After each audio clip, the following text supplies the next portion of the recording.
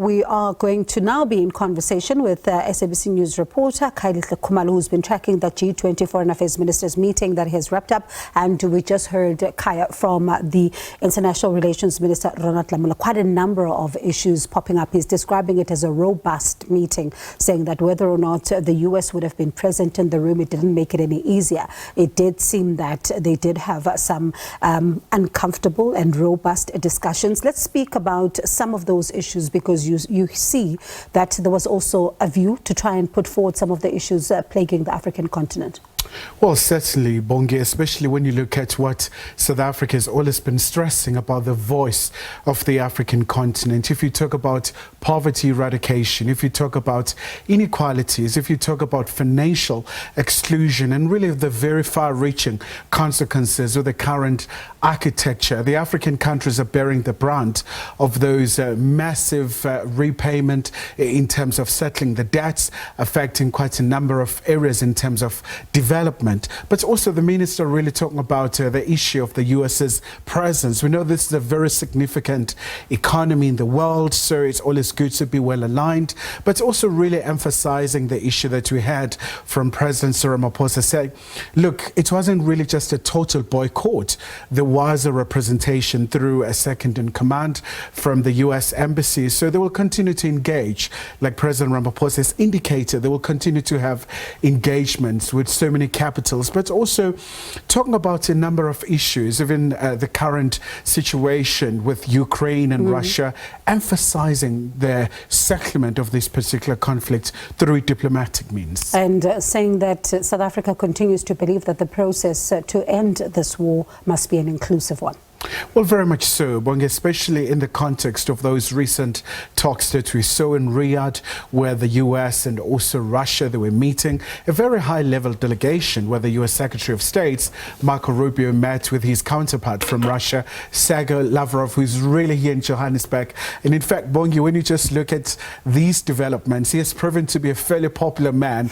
Every journalist wants to speak to Sergei Lavrov and really hear his perspective. But it's been fairly tight-lipped, you know, whenever he walks around with all the restrictions around the precincts, but also a very important issue for South Africa around climate change, and really saying that the consensus is needed to tackle these interconnected challenges. And even the issue of trade, saying that, you know, they've really just had a discussion about how things are not working under the WTO, and it seems that they do need to come up with ways of how to better this.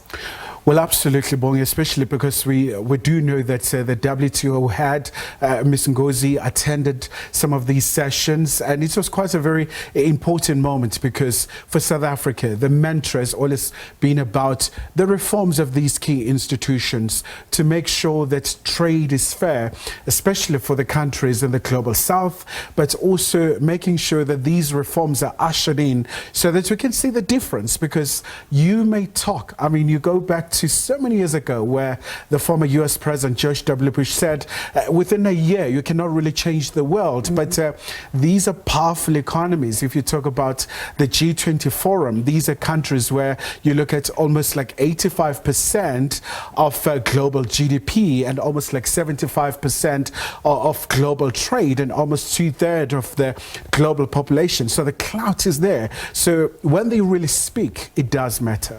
And of course, you know, hearing that there's consensus at the highest level that's building towards the Leaders Summit. But when you listen to one of the questions that came there, it's what's been taking place on social media, Kai, and it's around the fact that, are you going to be cutting the grass now? Are you going to be cleaning the streets now, just because we do have an event of this magnitude? Well, absolutely, Bongi, especially because, you know, we spoke to one of the shepherds from South Africa, Advocate Jella, really speaking about showcasing the country, making sure that the tourism also is getting a shot in the arm. So such events of this magnitude, really, they do present a very good opportunity for South Africa to showcase its beauty. The issues of service delivery. I mean, from time to time, we do have the water carts in Johannesburg.